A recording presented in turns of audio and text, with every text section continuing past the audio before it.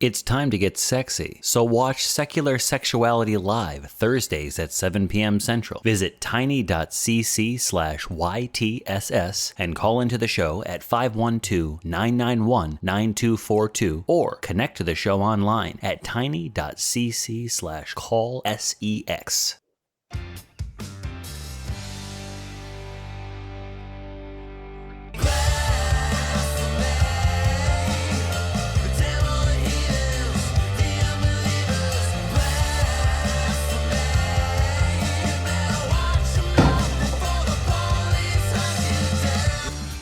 Hey! Hello, fellow heathens and skeptics. Welcome back to another episode of The Nonprofits, the show where we discuss news and topics of the day from a skeptical, humanist perspective. My name is Kelley Laughlin, and today I am joined by all the way over on the far side, our resident skeptic student, the amazing August. Hi, August. How are you? Great. How are you doing? I'm wonderful. I'm glad to have you here. And right next to me, our very special guest, Phil the Caribbean Skeptic. Thank you so much for being here, Phil. Thanks, Kelley. Thanks for having me. Hi, August. I hope y'all are doing well. This show is a product of the Atheist Community of Austin, a 501c3 nonprofit organization dedicated to promoting atheism, critical thinking, secular humanism, and the separation of religion and government. And we have got a really good show for you today. We've got some really good stories. Segment one, we're going to talk about shit Internet Apologists say and have a prayer courses that Jesus isn't paying for. Then we're going to talk about students being duped into attending a religious event down in Louisiana. Then we're going to take a step in the right direction down in Cuba with the legalization of gay marriage. And no, I am not going to sing. And segment four, we're going to finish up with faith versus the James Webb Telescope. As with all of our shows, links to today's topics and the news we discuss are available in the description below. And a reminder, if you want to come into the show prepared, you can always go to the Nonprofits Facebook fan page every Friday night for a list of the articles ahead of time. Boy, I got tongue-tied there, didn't I? So to start out the show, though, we are going to do shit Internet Apologists say. Shit Internet Apologists say. All right. And August, you're going to lead us into this. What have you got for us? Absolutely. All right. So our first segment today comes from MSN.com and the Atlanta Black Star. It was written September 21st. It goes over Pastor Juanita Bynum, I hope I'm pronouncing that right, and how she's charging $1,500 for a prayer course. So she's having 14 hours total in 7 2-hour sessions. In attending this, you get a tote bag, a binder, a prayer shawl, and anointing oil, sacred anointing oil, pardon me. And apparently afterwards, you also get a certificate. So, wow. It was originally $2,000 for this course, but she so gracefully and generously put it down to only $1,500. So that's a steal, right? And only 150 people can attend, and it looks like it starts tomorrow, October 6th. So go ahead and get your tickets, everyone. That is sarcasm, by the way. So I want to know what you think about this, Phil. Well, I think it's a big grift. Why do I think it's a big grift? Despite the discount, do you know how much she's making within 24 hours? Too much. Too much. Yeah. A lot. Up in the above 100,000 plus dollars. Imagine that. And it seems like highway robbery, and you won't believe there are people who will actually pay for this, people who are struggling. And you imagine this money can do well for persons who need help, financial help, especially, let's say, to get their child into college, or someone who needs something to eat, towards charities, etc. But for prayer, didn't Jesus teach through the Lord's Prayer how to pray? You'd think they would read their own holy text. You'd think. Yeah, So why should we be paying? Why should anyone be paying that amount of money just for prayer? And as we know from prayer studies, prayer is no different to coincidence. Yeah, it doesn't seem to change much, really, does it? Right. Nope, Kelley, not at all. Kelley, what's on your mind here? I was kind of intrigued. I had never heard of this woman before, so I went and checked out her actual website, and I thought I was going to see something about her ministry or something like that, and there's nothing there. There is nothing at all about her ministry, her teachings, her beliefs, nothing. It is literally just a catalog of things that she sells besides this silly prayer event. And that, as far as I can tell, it doesn't even have a real name. It's only a description. Virtual, the Prayer Institute registration. That's seems to be the title of the event. And I was wondering, does that mean the registration is the thing they're going to teach you? I have no idea what's going on with this event. There's absolutely no description of what the class is or what you're going to be taught. There's the list of items that you mentioned, the prayer shawl and the anointing oil, but that's about it. And it seems like that's less than maybe $35 worth of stuff for your $1,500 fee. So Absolutely.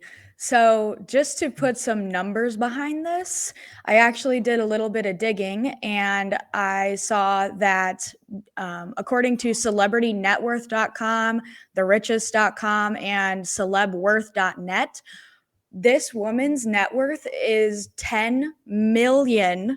$10 million is her net worth, according to these three sites. And the fact that she's charging these regular people $1,500, that is so much money. That is so much money. And not only that, but I did some searching on Georgia statistics, and let's see, according to USICH.gov, the homelessness statistics are that in January 2020, Georgia had estimated 10,000 plus people experiencing homelessness on a given day. So while this woman is charging $1,500, which for some places, I'm not exactly sure the rent in Georgia, but for some places that could be at least a month's rent, if not more. She's charging these regular people when there are 10,000 plus people each day supposedly in Georgia experiencing homelessness. And one more thing I have to mention, just to show how much of a scam and just a ploy to get money this is, when I looked at her Instagram promotion for this event, I guess you could call it, she appears to have a Gucci belt on. And I actually looked it up, and from the Gucci website, of course, right. Because if your net worth is $10 million, what's a $500 belt to you? $500 belt. And yet she's charging like triple that for this prayer event where you get a tote bag and a certificate. Wow. Nice. And she gets 2 more belts. Right. Exactly. Yeah. Can I say also, I realized that persons push back against her, some pastors and so on, but then she gaslights the persons who opposing her charging that money, claiming that she is insulted. What? After charging, so you're insulted? Rather, I think it's you are insulting people. Exactly. And so, but why will she feel insulted? August, why will she feel insulted? Maybe because she got caught. Maybe. Maybe. I also noticed, like, when I did go to the website, and this is just a few days now before this seminar begins, she has again dropped the price and discounted it down to $999.99. So now it's half price instead of just 25% off. So apparently there's not enough people are falling for it. So Well, I mean, that's that's a good probably a thing. good thing. Yeah, right. Yeah. Right. Mhm. One of the things I couldn't help think about when I was reading this whole story, though, was, and going back to what you were talking about, believing in their own teachings, was the story about Jesus and the money changers from the Bible. You know, wasn't Jesus pissed off because they were making money off of the religion? Is it, Right. and isn't that the same thing that's happening here? I mean, if Jesus was a real godlike being, I think he'd be pretty pissed. Juanita seems to have a long talk with herself and reconcile what she's doing with her beliefs, because she's not following what she's teaching, that's for sure. And unless, of course, she's doing this as a con, right? Mhm. Maybe she thinks she's doing well and that this will possibly help people or change their lives. But come on, man. Really? 14 total hours of a quote unquote class, and you get a couple of probably cheap items that like you said would probably be less than $50 US, and you're charging this much money for it. It doesn't make any sense. You'd think you'd want to do this maybe out of like the goodness of your heart to spread the good word and the joy of Jesus and his teachings. But no, someone with $10 million in net worth needs to charge $1,500, or the discount, I guess, is so nice. But these are ordinary people that are going to be falling for this, and I feel really bad that these people are going to be vulnerable. But August, she said that she has been giving her services free for 35 plus years. So now she seems to be entitled. Right. She made a lot of money for doing stuff for free. Yeah. Right. Sure. I don't know how she made $10 million in net worth off of doing stuff for free for 35 years. Interesting. Yeah. Interesting. And wasn't she a gospel singer? Was she? I don't know if I saw that part. I think I read that she was I wouldn't be gospel surprised. singing. Yeah, I wouldn't. And that is very lucrative. Right. Yeah, because I know tons of musicians that make lots and lots and lots of, they make millions. Sure. Almost every musician I know. Sure. Oh yeah. But still, then it's like you gave 35 years for free, but now you're going to charge ridiculous prices for something someone could literally probably Google and get the same information. I don't know. One other thing I noticed too is that the persons pushing back, the pastors and the other Christians who push back against her charging so much, they talked about false prophets and there's a reason why people leave the church. But people don't necessarily just leave because of false prophets.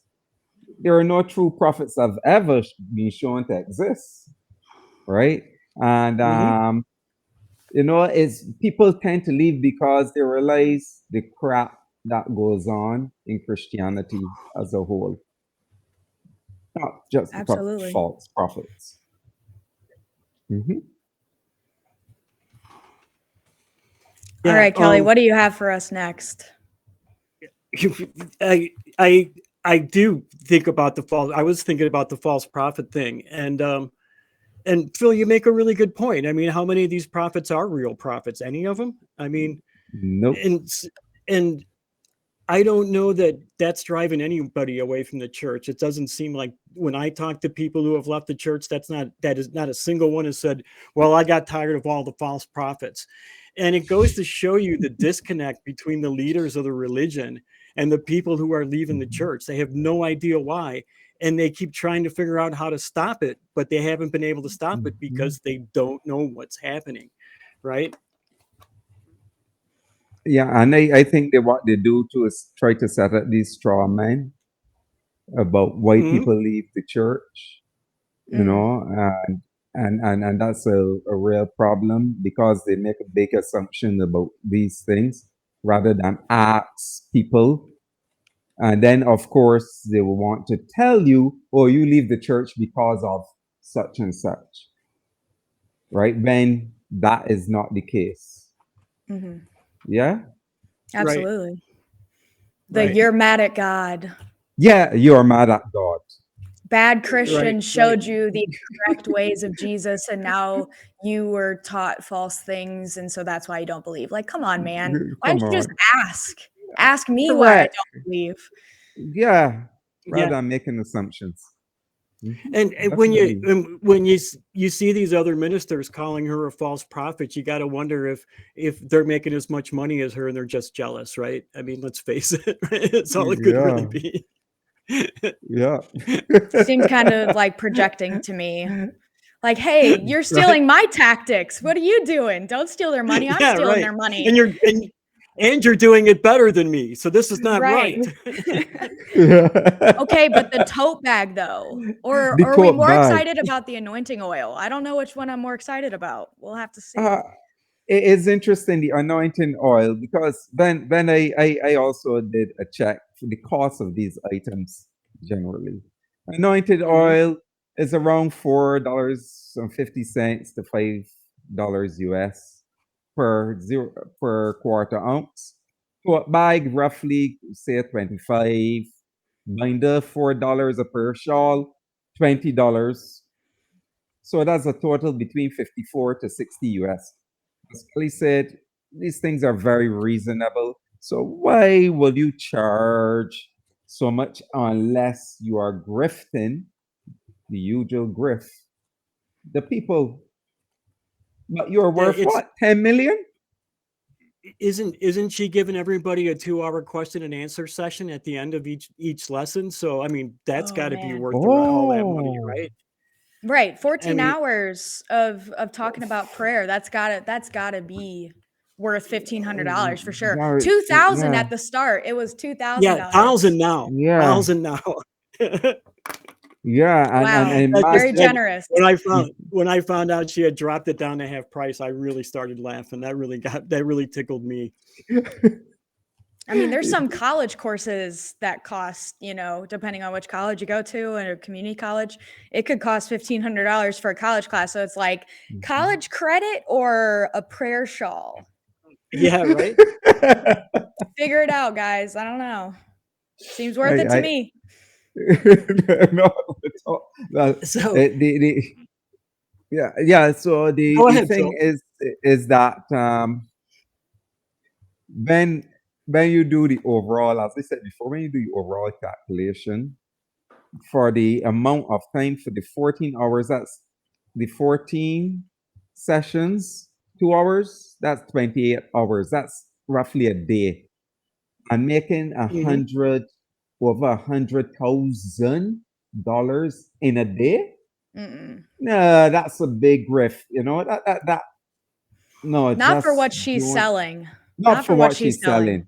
selling, and selling for prayer, which some as one person said, some Christian person said that they can easily go and read it in the Bible, find out how to pray. So it's just crazy. Then she talks about dimensions and levels of prayer. What? Yeah, what levels are And that there? her method works. She says her method works. Well, and I find it really telling as well that she's not giving details as to what kind of prayer course, what kind of information she's giving out. Just seems like that kind of information is very vague. And I get if you're like, hey, well, I want people to pay for it, so I'm not going to tell you. But I'm like, what is she going to say? I mean, that's a lot of time to be saying prayer stuff, like how to pray. I'm not really like, it doesn't make sense to me how you could even make that many hours into a prayer course. Like that doesn't even make sense to me.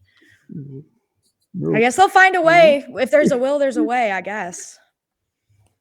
Right, right. Well, I think we should move on to our second story today. But before we do, I want to thank our veteran and new viewers for getting us to over 11,000 subscribers. So if you're watching us now and you haven't subscribed yet, what are you waiting for? Get on that. Then once you've subscribed, like and ring that bell so you always know when a new Nonprofits episode is about the premiere. But it's Sunday at 3 p.m. Central. You know that already, right? Then when you share the link to our channel, you need to share the link to our channel with everyone you know. Everyone. I mean everyone. Even your crazy uncle that won't shut up with his crazy conspiracy theories at Thanksgiving dinner. Let's get the word out there so you can start helping with these fundraisers. And are you aware, and this is true, you might not have known this, but the atheist community of Austin has another YouTube channel. Wow, right? You should be aware of that. So check out the Atheist Experience Network, a channel where you can find all the ACA shows in podcast form. Subscribe at tiny.cc/AEN podcasts to listen to episodes of the Nonprofits, AXP. I think I've heard of that show before. Secular Sexuality, and all of the other great ACA shows that are produced by this wonderful organization. And that way you will not miss a single episode. And for our next segment, we're going to travel down to Louisiana. And August is going to lead us down there too. She's going to take our hand and bring us to Louisiana. So what do you got for us again, August? Well, in this case, it's pretty unfortunate that we are going down to the South US, which I guess that's usually a common thing, actually. I don't know. It's kind of humid down there. So this article is about students that were duped into attending a religious event. And I am a student myself, no longer in high school, thank fuck. But as a student, this really riles me up. So this article was posted September 24th. It comes from Yahoo News, and it speaks on the East Baton Rouge Parish school system. I will say right off the bat that parish does not mean what we typically think of like a Catholic parish. I did see some comments in different social media platforms that said, you know, parish, oh, isn't it a religious school? Like, why? What's the problem with that? No. This is a public school. This is a government-funded public school in the United States. So just want to make that clear. So the students were told that this was going to be an event that was similar to a college fair and a career fair to get them, these are high school students, getting set up to go to college or start their career. And instead, they were taken by bus over to Living Faith Christian Center to a place and an event called Day of Hope, which already I feel like has a lot of religious undertones, but I digress. When the students arrived, they were separated by gender. And when I say gender, I mean the right wing's form of gender, not as a spectrum. It was males go here, females go here, no nuance or no gray area.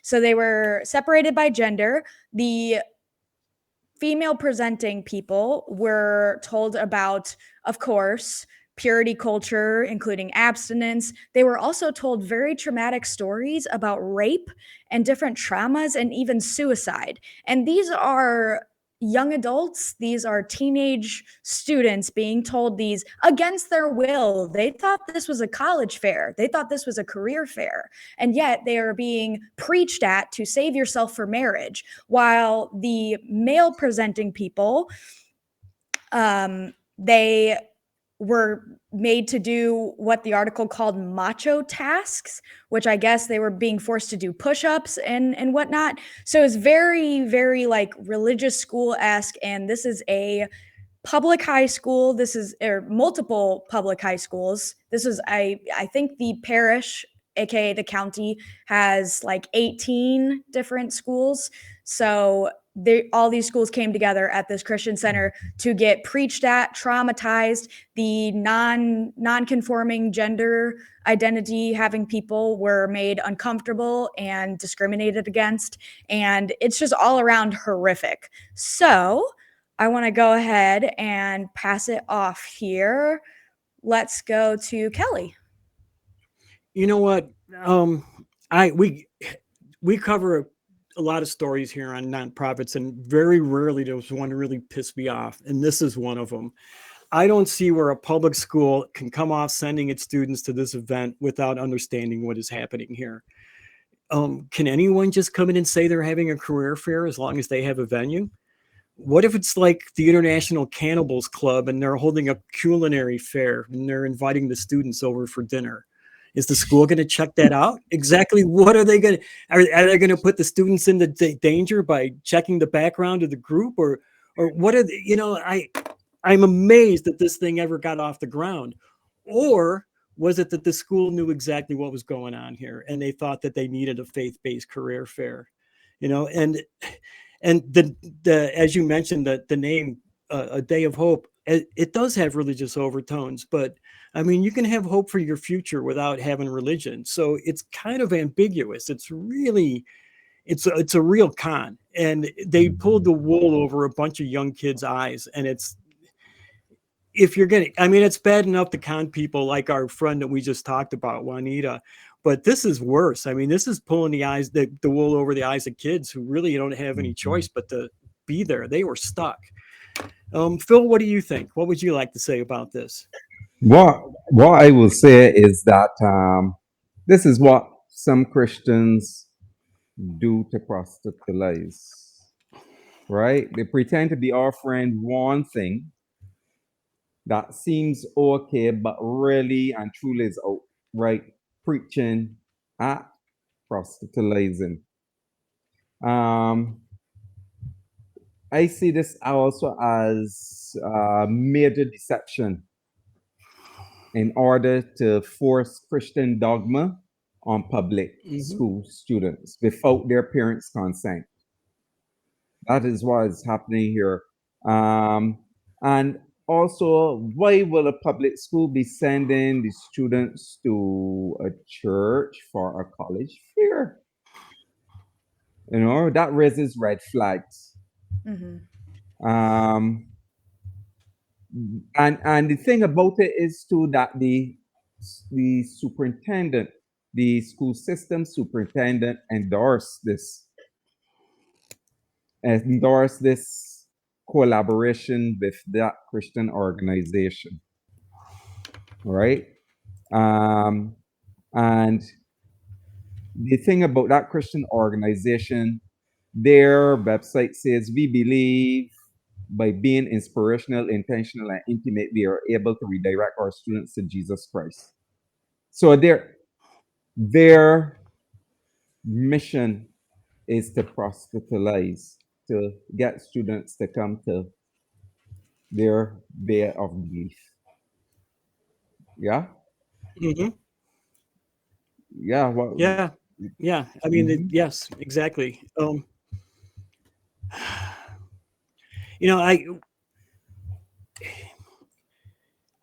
One of the things that really bothered me about this too was it seemed like they were, like you mentioned, what they did to the girls in the group. August, we're talking about suicide and rape, but they peeled the boys off into another group and basically taught them toxic masculinity. They had push-up contests for money prizes, and it really, really bothered me that we had this bigoted hierarchy that was pushing this misogynistic ideas of boys being better than the girls, and the girls having to put up with these bad behavior of the boys. And I think in a lot of ways that really bothered me the most about this.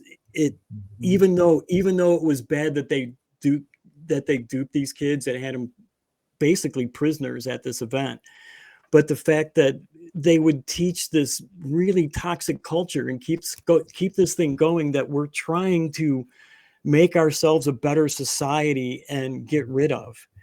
It's just like they're doing the exact opposite of moving our society forward, and that really bothers me a lot. Do you have anything else to add to it, August?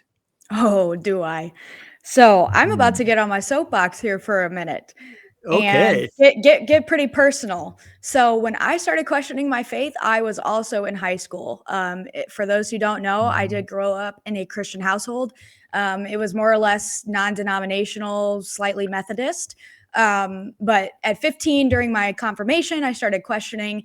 And if this would have happened to me, I would have been completely and utterly fucking traumatized.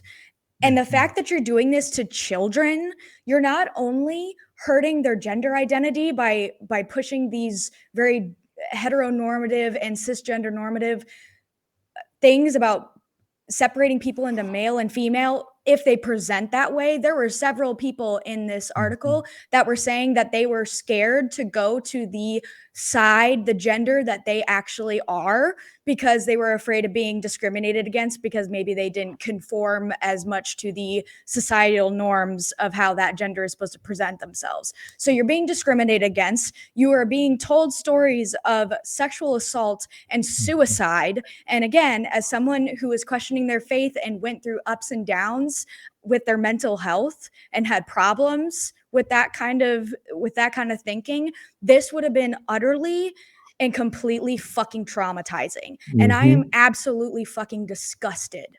I am disgusted that they would do this. They thought they were going to learn about colleges. They thought they were learning about maybe trade schools where they're going to take their career. My generation is starting to lose hope that we have any kind of fucking future.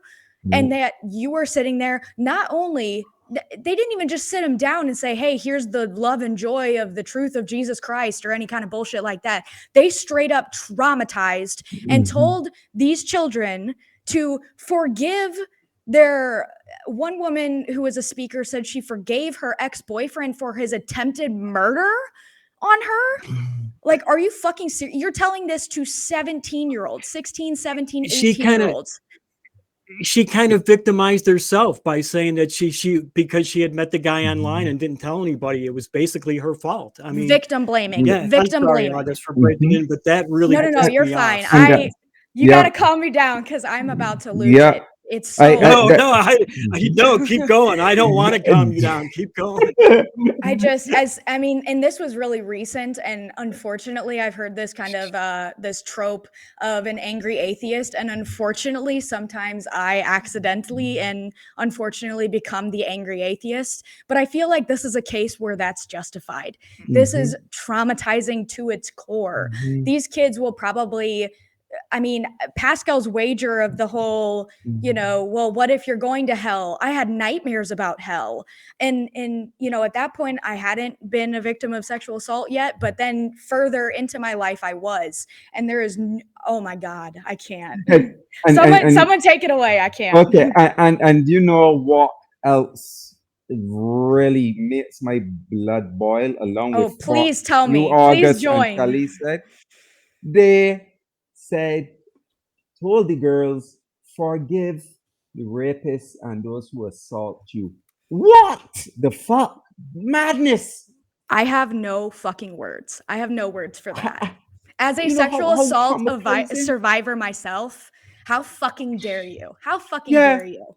That And might that's be true for you, traumatizing. and that's fine. But you don't get to tell people, especially those who at that young age, you are vulnerable, you are susceptible to these ideas. Imagine if these women, well, actually, no, these fucking girls take this to heart. And they say, oh, well, my boyfriend was pressuring me into sex. Maybe I should forgive him. Fuck no. Fuck no. Nope.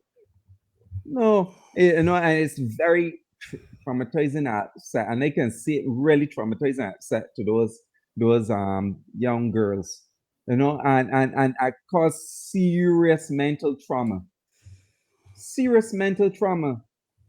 and then they will, as you said, victim blame, because they try to make it look as if it's the girl's fault.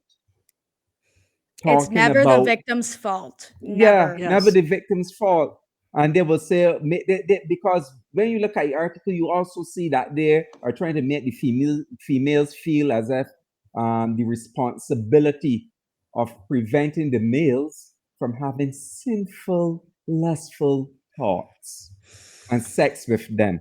It is Abstinence by females. perpetuating rape culture. This is Yes, the it definition of is. perpetuating rape culture. I'm so sorry, Phil. I'm so sorry for cutting you off. No, that's Please okay. continue. That's okay, August. I feel your Need to take a deep anger breath. and Calm my rage. blood pressure Ah, down here. yes. It's really sick. And then having the guys, as you said, go out, do the macho, whatever macho means. I don't know. I wonder what that is, right? The macho stuff. And it is just crazy because this is purity culture 101. That's what they're throwing at these purity culture 101. What do you think, Kel? You know, the misogynistic thing, I understand it's in the Bible. It's part of Christianity, right? But there's other parts of Christianity that are in the Bible too that they don't care about, right? Nope. Like charging usury, forgiving debts every 7 years of Jubilee. What happened to that kind of stuff, right? Why don't we follow any of those anymore? So why can't we throw out this misogynistic attitudes that the Christian church kind of holds on to? Like I said, there's a really bigoted hierarchy that's upholding these very bigoted ideas. And if the Christian church is going to survive into the future, they're going to have to change their stance on this. It's just not in line with the way our society is moving. Just like they had to give up on the slavery issue, they're going to have to give up on this. Apparently, you can pick and choose the parts of the Bible you want to believe in. So why not toss out all the bad stuff, right? Right? Oh. One part the church didn't toss out was you shouldn't lie to people. Apparently, that hasn't stopped a lot of Christians, though. Absolutely. Absolutely. So apparently, it didn't stop these Christians, right? No. I have seen this happen before. There are some Christian denominations that actually pretend to do, I know, where they try to pull people from other denominations, and they do the same thing. They pretend, oh, this is such and such, but when you get there, it is something completely different, Mm-hmm. and it's very dishonest. It is dishonest. And I sometimes wonder what those Christians are really thinking, but then they will accuse us atheists of being despicable and dishonest. Yeah, August. Projection. I Projecting. guess you've heard that before, right? Oh, absolutely. And, I feel like people always harp on atheists and say, especially American atheists, and say, oh, you guys only talk about Christianity. Well, it's the biggest thing. It's the most prevalent religion in our country. But I do want to mention that all of the Abrahamic religions push this. That includes Islam and Judaism as well. And there are several other religions that most likely push this as well. So this is also like more of a blanket kind of thing here that many religions push. So we're not just harping on Christianity here. And I also think it's important to notice that there are good Christians. There are people who actually try to follow the teachings of Jesus and say that this isn't right. And while I, disagree with the baseline of that, I do appreciate the people who are people of faith and can call this out, but you guys need to do that more. If any of you are listening to this, you guys need to call this out as well. I do want to say before we switch off, just in case I forget, don't want to forget. So because of this, there has been a website created. It is called Day of Nope, and it's Day of Hope, except hope is turned to nope, which I love that. So it's dayofhope.com.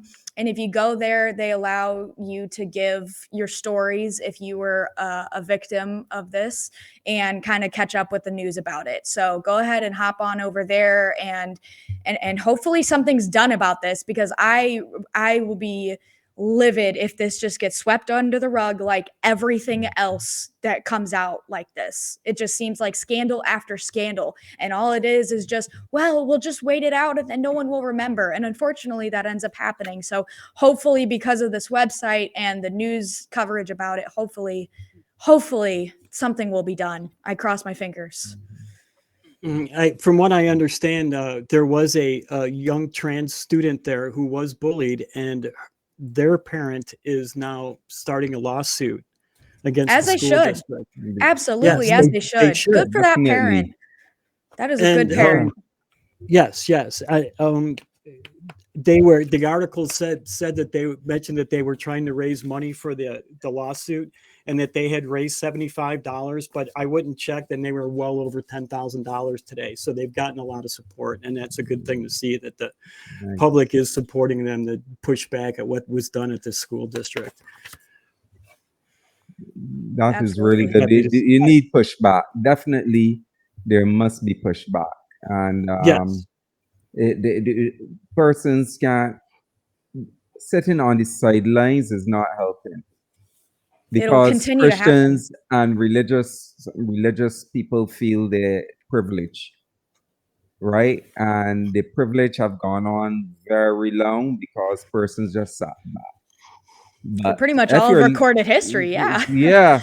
And I know the United States, even here in the Caribbean, the Lord Caribbean, let us say they are pluralistic, but yet they claim to be Christian. I don't know how that works, but a lot of privilege is offered or given to the religious a lot of the time, and it is sad, because if you're living in a society where there are many people of different religions, of no religion, you have people who have different beliefs, you have to have something that caters to everyone and not just pushing one particular religion, so definitely people have to push and say, no, this is not good enough. Definitely. Right. August, any final words? Just to go back to statistics a little bit, it looks like, according to publicschoolreview.com, their graduation rates as of the 2018-2019 school year, so therefore not affected by COVID or the pandemic, which I could understand would drop graduation rates. They are at 69% graduation rate when the average for Louisiana is 84%. So in my head, I'm like, maybe instead of pushing your religious bigotry on students that are young and impressionable, how about you focus on educating them and getting them to graduate high school and actually give them resources for college and careers like you fucking said you would. How about that? How about that? So anyway. All right. Thank you, August. I appreciate that. And that's a pretty heavy subject, and I fully agree with it. And I love the way you got fired up about that. That just warmed my heart. But right now, I want to take a break in our conversation, because if you didn't tune into the other ACA shows last week, you probably missed a whole lot of really cool stuff. And here is some of that really cool stuff that you missed. Had one particular horror story where the couple had bought the doll and bonded to her, oh, we love her, Kara. Or not Kara, I'll use another name. Okay. If we had an election tomorrow, the current government would be pretty much obliterated. So we are kind of shifting back to the middle by the we're a world-class exporter of crazy. We're very good at that. I'm not surprised. Does the arrival of the heifers in Israel set in motion the coming of the Messiah, or the return of Jesus, as Christians believe? Do you mind if I try to answer that, Scott? I think I might be able to. Let me just check my notes here real quick. No. You, a professing Christian with a repentant heart, Thomas, still sin. And since all sins are the same in the eyes of God, kind of sounds like all of that is what you would affectionately call bull. I don't know how you got this so wrong, but you are now on mute. You're just saying and you know who's not saying to me anymore? You.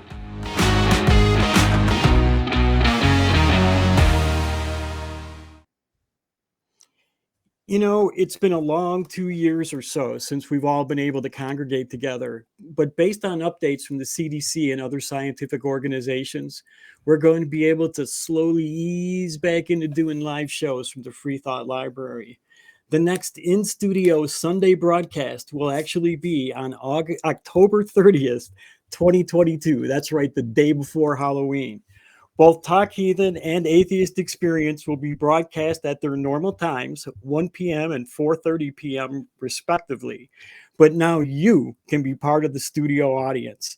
So start working now to get your costumes together and get to planning a trip over to Austin, Texas to meet your fellow atheist, skeptic, show host, and the incredible crew that make all of this magic happen. The doors to the library will open at 12 noon to the public. Parking is where you can find it, so get there early so you can find it, and we hope to see you there. If you can't make it in October, we will continue to broadcast from the library the last Sunday of every month. So keep watching this show and our website, atheist-community.org, for news and information as we expand our in-studio offerings in the near future. And we are now going to take a step in the right direction and head down to Cuba, where Cubans approved gay marriage by a rather large margin in a recent referendum. There was a vote held, even with the hurricane that just came through and caused such damage in the country. And same-sex marriage was passed by 66%. Which is pretty overwhelming for most votes, but not quite what you would expect from Cuba. So it's kind of an interesting story, and one I think we should keep an eye on because there is kind of some weird things that are happening there with it. I think I'll get into that in a second, but I'm going to throw it over to Phil if I can and see what he thinks about this story, because that this is almost regional for you, is it not?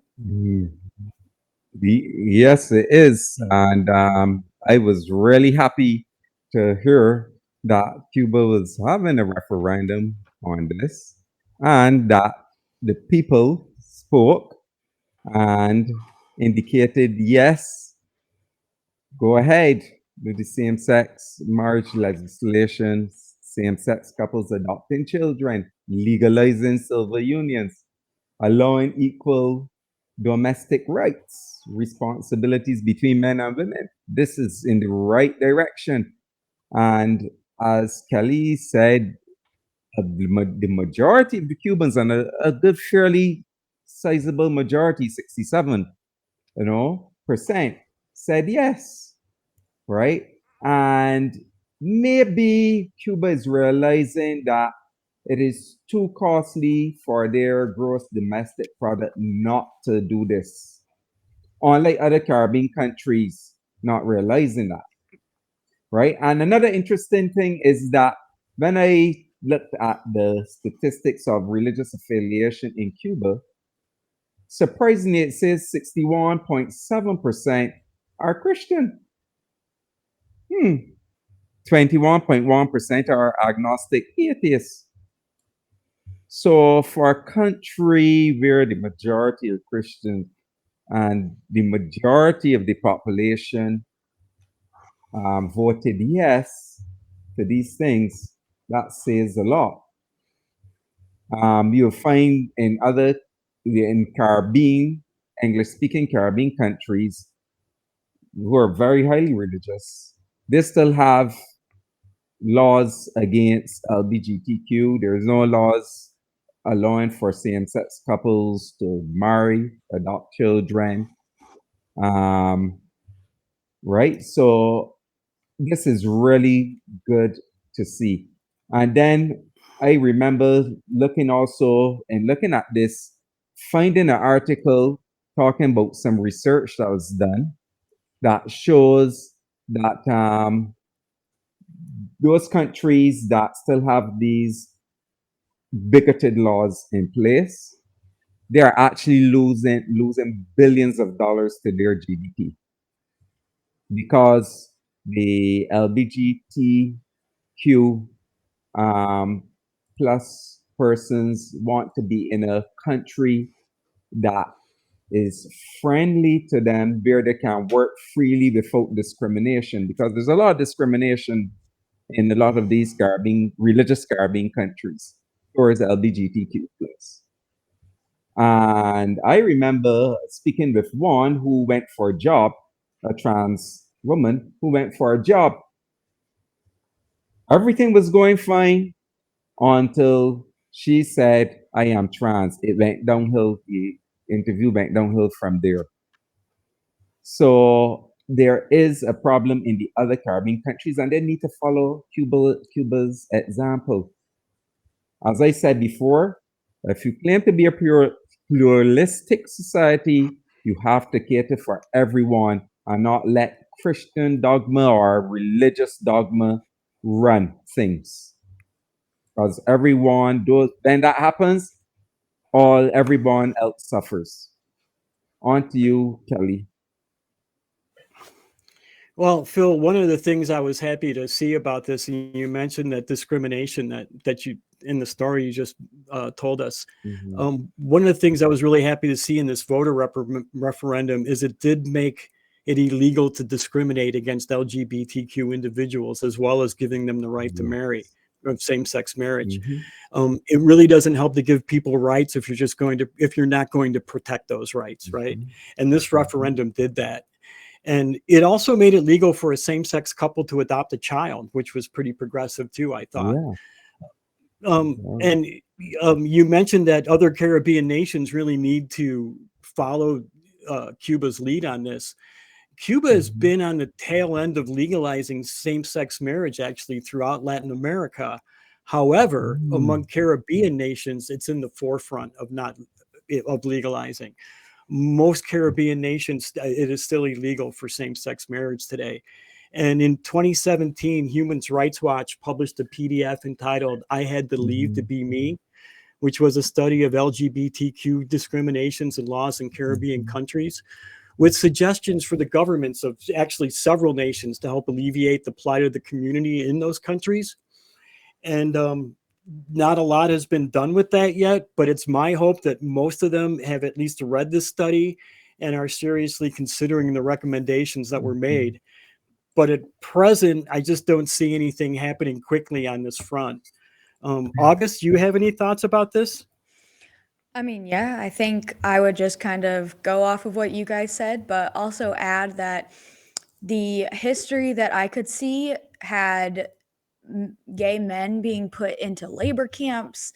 And I just think that's completely abhorrent. And I do want to say that I think it's interesting that not only was gay marriage legalized, but it appears to be in the same vote they're giving the right for people of same-sex relationships to also adopt, which I think is kind of interesting that they are putting such progressive laws in place at the same time, because I feel like so many times it's like, okay, you guys can get married, but we're not going to let you adopt kids. That's just too far. So the fact that they did both of those in the same vote is kind of, I think, pretty progressive and pretty interesting. And I almost wonder how long the public opinion in Cuba has been this way, seeing as how the vast majority, I mean, like you guys said, the 67% voting yes, I think that kind of shows that this might have been the public opinion for a while, and maybe they just didn't have a vote on this until now. But I also saw that they are Cuba, that is one of the first Latin American countries to celebrate Pride Month. So I think this is a lot of progressive laws and public opinion surfacing that, it makes me wonder how long people have thought this. And even it appears that even the Cuban president it supports this as well, and said, I believe the quote was, justice has been done. So I think that's incredibly interesting that, even the president supports it.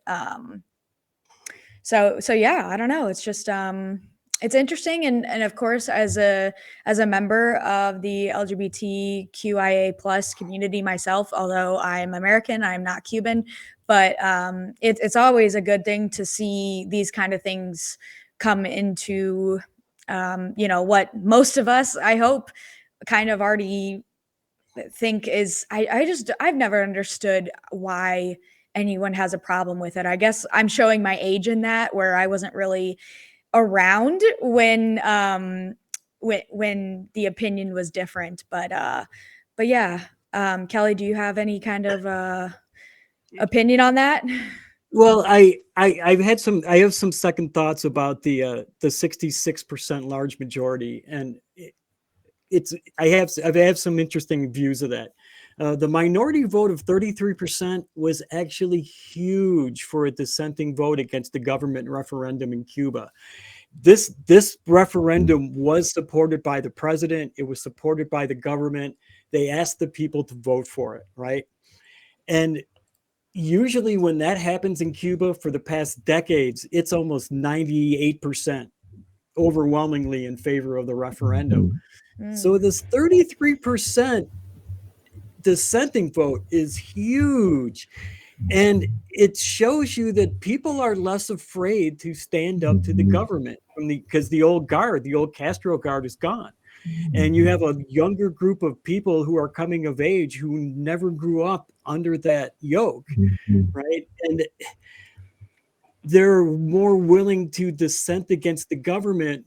But one of the things I worry about is that's who was voting in this 33%, right? And I'm hoping that it was half of those 66% of Christians that Phil mentioned, and it wasn't the younger group that are willing to be dissentive against the government, but maybe some old school Christians who are finding a little bit of new freedom and using that freedom to dissent against the government.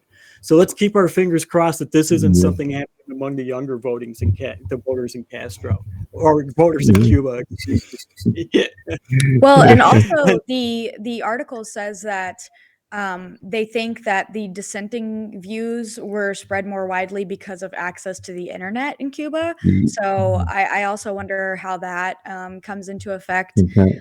I guess as a young person myself, and there's a different culture in the United States and whatnot, but I really hope it's not my generation that's saying that this shouldn't happen, especially because we're the ones that are going to be coming up, and we're in the age that we're starting to get married and starting to want families.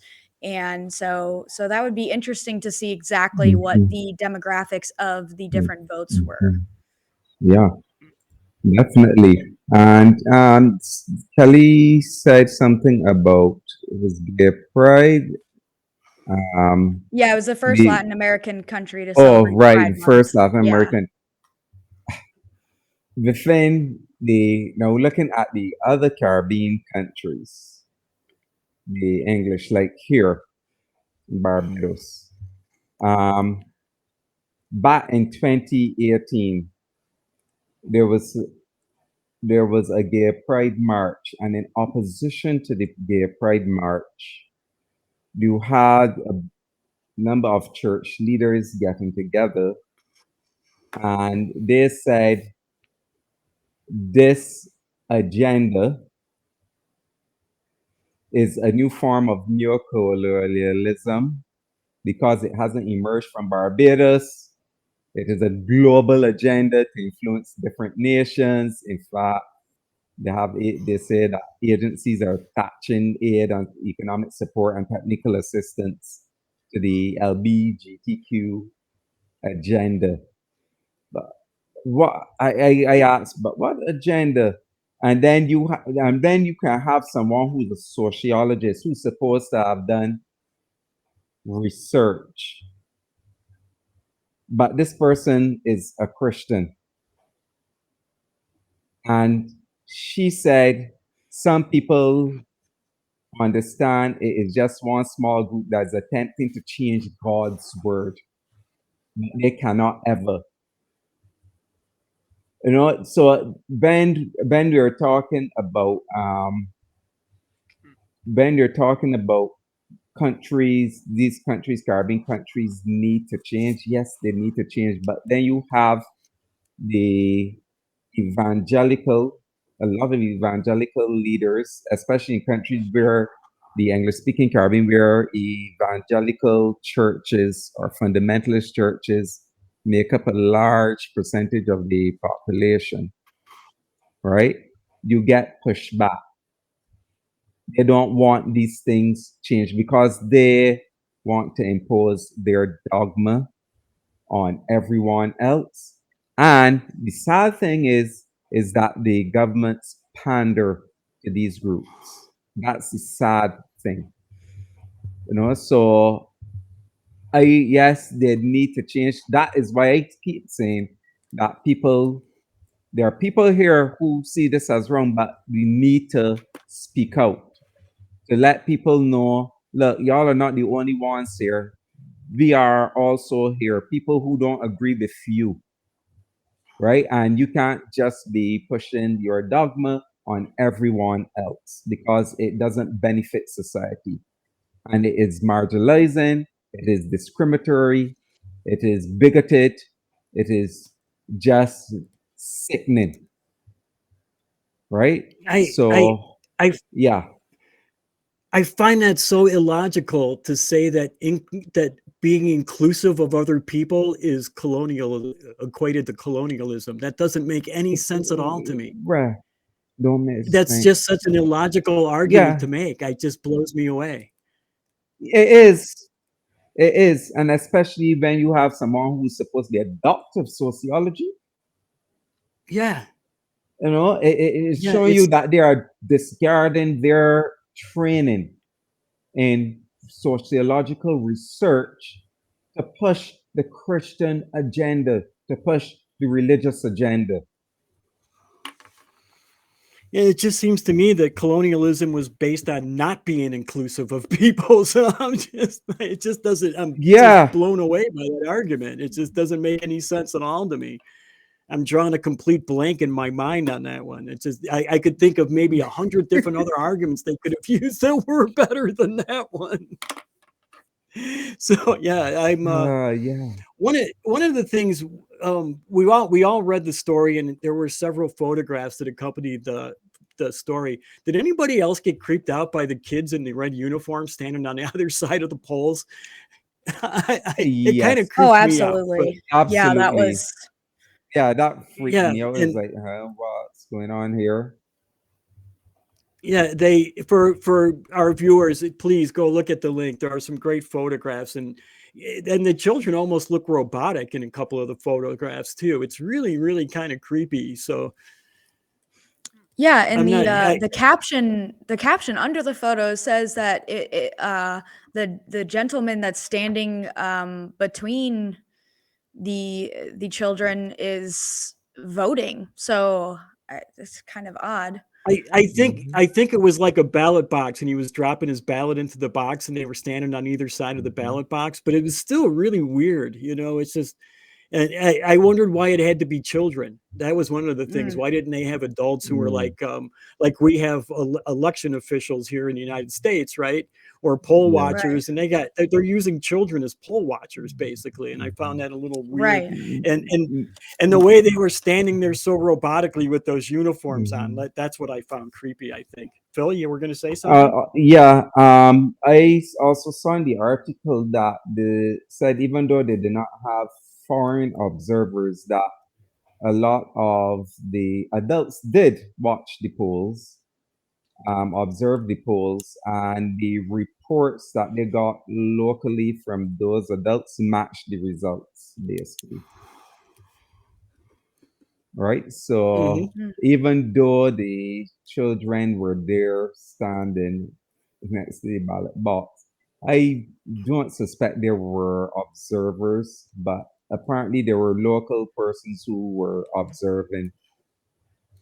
Yeah, from what I understood, anybody could have access to the ballots to make sure that they were done correctly. It seemed like from the way the article was written, and I found that interesting too, because that's not allowed here in the States, especially with the electronic machines. Not everybody has access to that information. So. Yeah, theirs looks like an actual box where you put the piece of paper in. Yeah, so right. And one of the other pictures has the kids like helping a more elderly woman, it appears, put her vote in, which again, as Kelley described, it would be odd to us in the United States to have that happen. Usually that's frowned upon. Yeah. And I won't be surprised that Cuba's GDP over doing this over years will improve, because now they have widened their base of resource base. So now persons, as I quote said before, there's some research showing that those countries who have the bigoted laws, they are suffering, not only in the Caribbean, but the research also shows in other European countries, some European countries who still have bigoted laws, that they are losing out a lot of money because of those laws. So I won't be surprised if Cuba's GDP improves because they have put these progressive laws in place. Right. And as the I mean, Cuba's trying to open themselves up too and attract tourism, and this is going to help that, right? Yeah, definitely. So it'll be interesting to see how it really changes the country. So I mean, it's something for us to keep an eye on. Absolutely. You know, one of the things that, as I watched this show for a long time before I became a person on the show, which was one of my dreams. But before I was on the show, and when I was first watching it, I became a member of this channel, and you can do it for as little as 99 cents a month. I mean, what the fuck? It's only $1. Click the join button below the video. This will give you access to special chat emojis, and your name will go from that boring black color to a really cool color of me green. Also, did you know we have a merch store? It's true. It's really true. There's all kinds of cool stuff there. It's at tiny.cc/merchaca. And you can get your favorite items like t-shirts, hoodies, coffee mugs. You can also check out all of our other items like beanies, phone cases, and tote bags.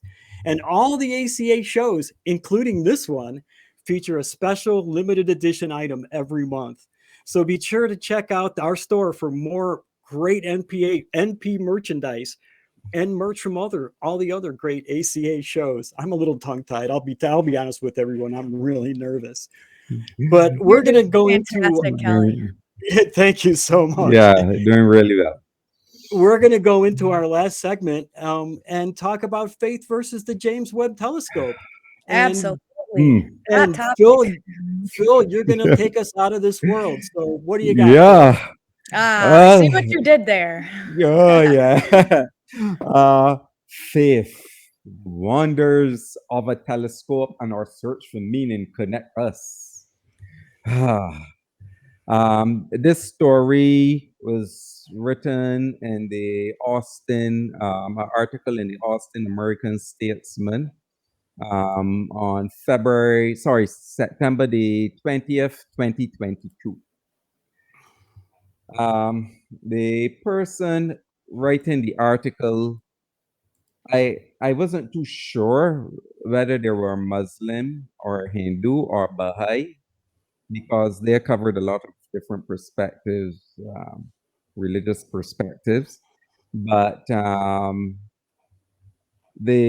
what the person was saying, which I can agree with, it is awe-inspiring, right? The pictures from the James Webb Telescope that came out in July this year, they were really awe-inspiring, because to see, what we have not seen before, the nebulas, the stars, those planets in even greater clarity, right? Before, in the same region of space, you had, they will have used the Hubble telescope, but the resolution was not that great. But now with the James Webb Telescope, the resolution, oh man, it is really breathtaking. However, the problem here with this article is that the person tries to associate that awe-inspiring with faith and make certain claims about that we have connection to the universe, the stardust. When we go back to stardust, or the particles in our body are vibrating, connecting with a lot of woo stuff. And also, he makes this claim that, which we as atheists will have heard before, that atheism is faith, is a faith. What do you say about that, August? Well, I am a biology major in my senior year of college right now. But if I were to pick something else, and if physics weren't involved, because I have quite a quarrel, quite a bone to pick with physics for some reason, I'm so fascinated by astronomy. And that was true both when I was a Christian, religious, and when I was not. And this specifically, these images, they remind me of the pale blue dot, which I'm sure many people know about. It was the Voyager picture of, it's very uninteresting at first glance, and then when you know the story behind it and you see that this pale blue dot and this tiny little beam of light is our home, it really puts things in perspective. And it's so fascinating to me how people can see things like this, like the deep space images, especially these ones with such better resolution and just, awe-inspiring, as you said. I just think it's fascinating how someone can look at that and say, wow, there must be a deity. And it's so fascinating because I look at it and I say, how could some deity have made all of this but care about who I'm sleeping with on earth? Like, I don't I don't understand. It just, whenever I look at these images, I see a wonder and a curiosity of what's out there, and people saying, oh wow, God did it. And I even went on, of course, Twitter, and I was just kind of looking at things people were saying about it, and there were so many people of faith that were going, wow, look at what God made. It's like, I don't know, I see the complete opposite. I feel like this is, why would some deity give a shit about us? Like, look at this entire universe, look at the galaxies and the nebulas, and I just don't understand. And this is, another part of the thing that helped me release myself from religion eventually, once I started questioning, was that God did it just was not an acceptable answer for me. And as a scientifically minded, and as much as I can be a skeptic, just God did it is no longer an acceptable answer to me. And it just doesn't make sense. Whereas other people look and say, wow, look. And so I don't know, it keeps things in perspective for me. And, I think the fact that religious people are kind of stealing this joyous, wonderful thing and making it about, oh, wow, look at the wonders of the universe, it must be God. And I'm sitting there like, no, I don't see any evidence for that. That just, it doesn't even make sense to me, which I guess could be classified as an argument from incredulity, but I really feel like it's not. It's more of, you haven't met your burden of proof. Therefore, I'm going to say that, the best scientific evidence is the Big Bang that created all of this. And now, wow, we get to see that now. And it's absolutely fantastic. But Kelley, I really want to hear what you say about this. Oh, I don't know why.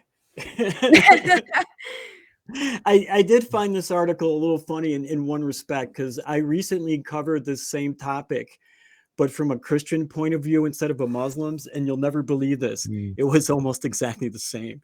And it sort of pointed out to me that people will see what they want to see in something. even if it doesn't appear to be there. And I'm always surprised that people have to find something else besides the incredible wondrousness of the universe that's just right there, right? And that to me accounts for all the awe that wondrousness evokes. I can't say that word today. And it blows me away that there's so many theists that have to equate these photos to their beliefs, you know. As you said, so many of them saying that they seen their God in the photos, or look what my God did. Marco Rubio, the U.S. Senator from Florida, even tweeted out the same sentiment. And I've been really interested in these photographs, just like you, August. I've been really interested in astronomy.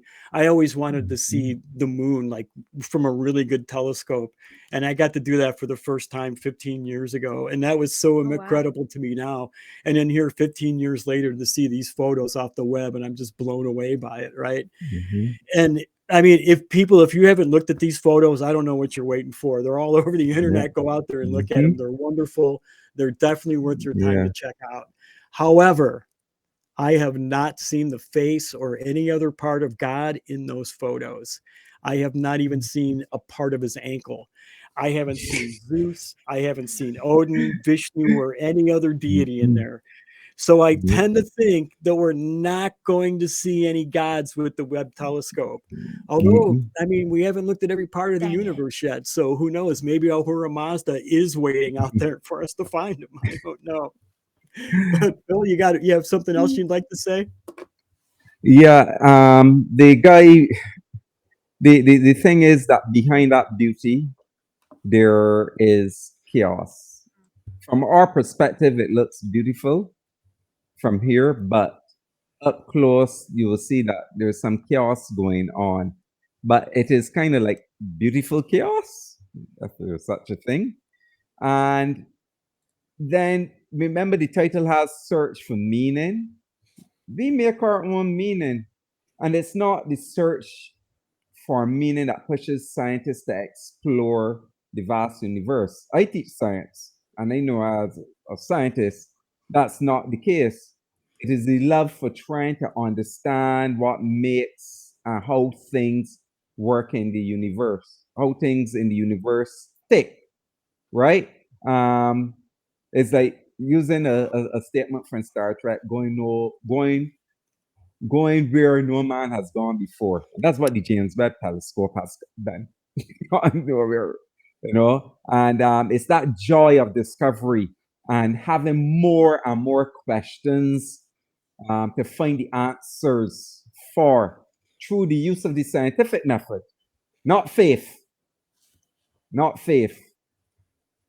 right? And one last thing, what I noticed, as I said, the guy has done, he wants to say atheism is a faith, and that we are all in this also. We have this faith. We don't have faith as atheists. Atheism just deals with one thing, and that is we don't accept the God claim.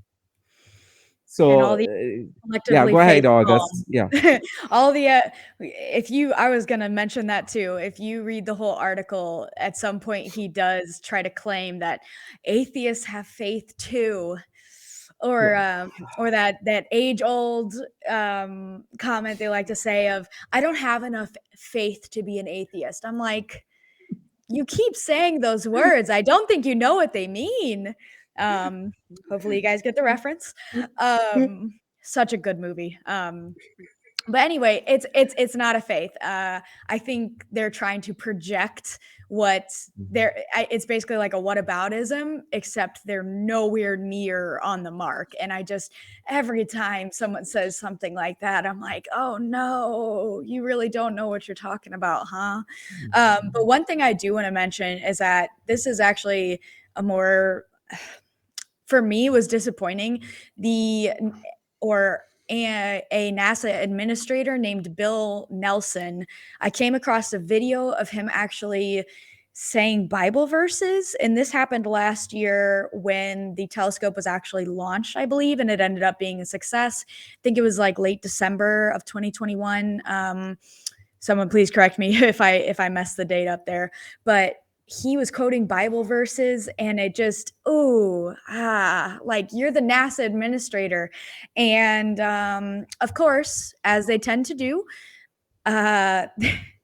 the very famous site Answers in Genesis is now quoting this NASA administrator who quoted the Bible and saying, wow, look, here's even the NASA administrator says it must have been a God. And I'm like, can we not do that? Like, oh my goodness. Oh, please. I was so disappointed when I was going through Twitter and I saw that video, and I just saw the title was NASA administrator, quotes Bible verses during the initial announcement that it was a success.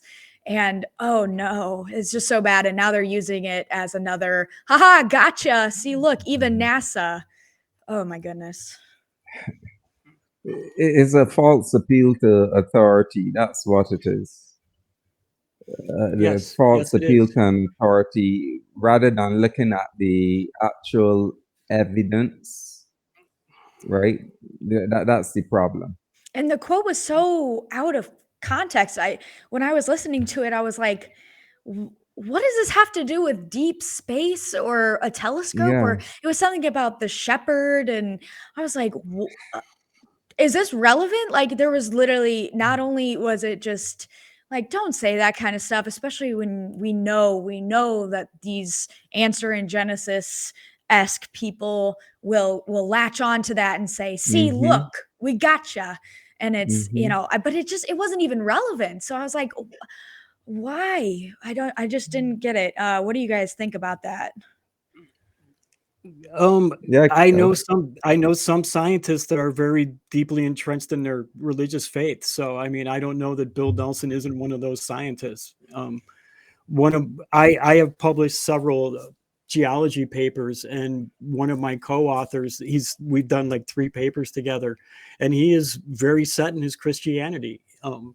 We get along amazingly awesome. He's a wonderful man, but you would think that somebody with that much education in the sciences would have given up on that faith by now, but he hasn't. And there are those people out there, and I don't want to take that away from them if that's what they want to believe, but it doesn't surprise me that there is somebody like Bill Nelson working at NASA. So I just wish they would keep that to themselves, though, especially when people are going to latch onto it, because he's still, and it's like, I'm not entirely sure about the exact beliefs of Answers in Genesis, but a lot of these creationists are young Earth creationists, and so I guess at least you're not a young Earth creationist. I did see in the article, the original article, the author put that it was, into deep space, some 13 billion light years away. And I'm like, well,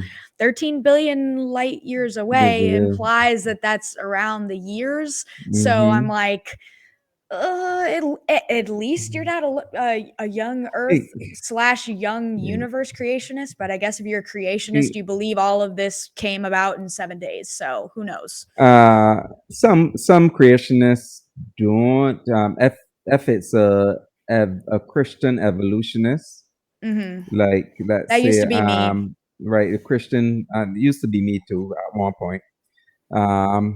Christian evolutionists, they will say, yes, the world is that old and so on, right? But yet God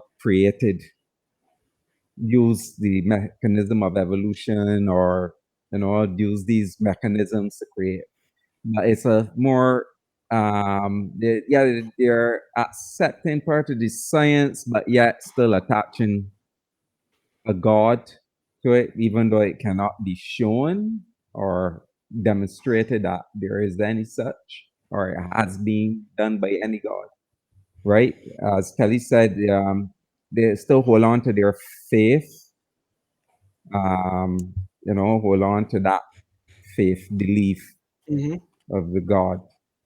Yeah, and I hate to say that, like, at least it's better, but as you said, and Kelley, I'm not sure what your views were, what your religious background is, but if people like Phil and I can have these kind of beliefs of like, well, we believe in all the, evolution by means of natural selection, and we believe that the earth is, over 4 billion years old, etc., but that God did it. And it's like, okay, well, that's all right, but hopefully people will be kind of like Phil and I and become more skeptical and say, well, why are we even saying that it has to be God at all? Why can't it be by purely materialistic, non-supernatural means? And that was actually something that, and I'm sure, Phil, you could probably relate to this, that's we just took out that last step of, well, no, God didn't do it. It was just it was a all natural means as far as we can tell so far. So hopefully people can take that step in the future if they are like that.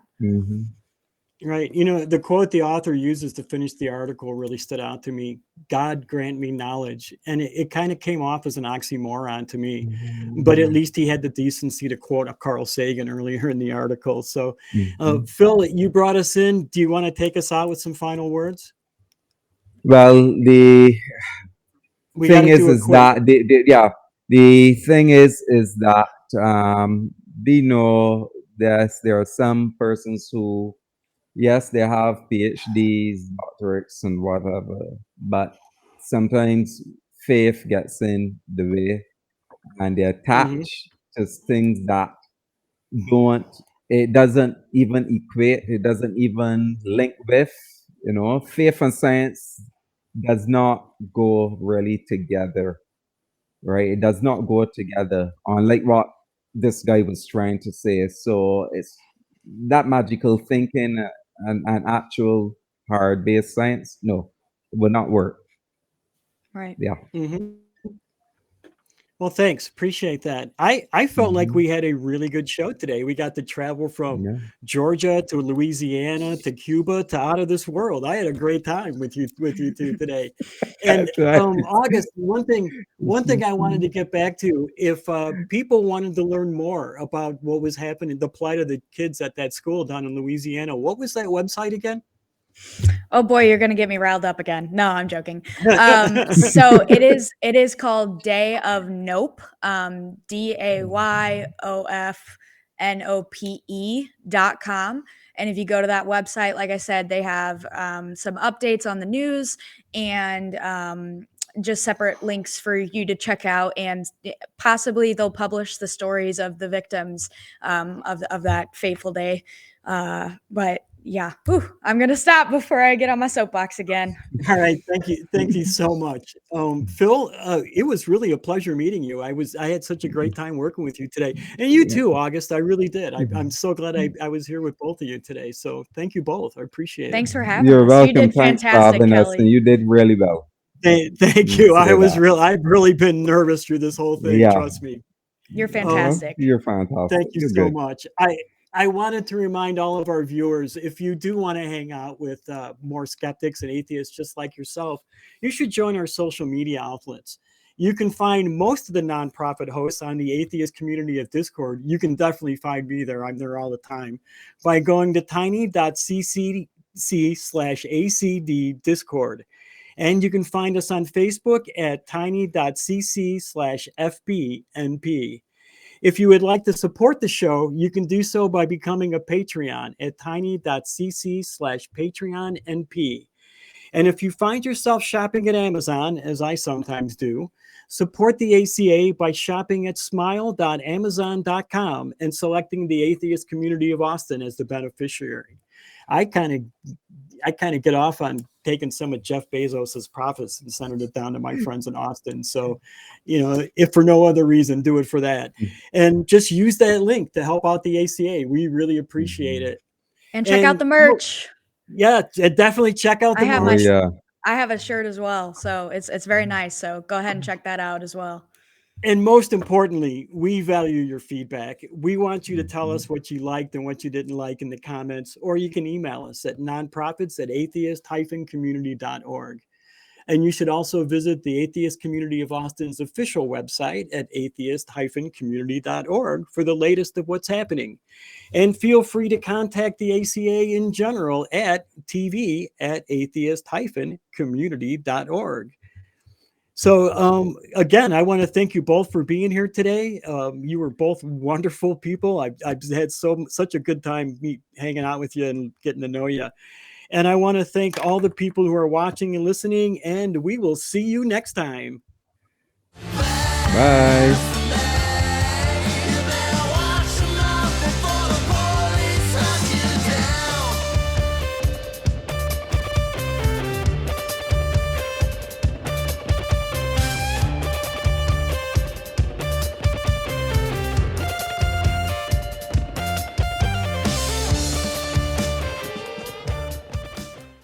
Watch Talk Heathen live Sundays at 1 p.m. Central. Visit tiny.cc/YTTH and call into the show at 512-991-9242 or connect to the show online at tiny.cc/callth.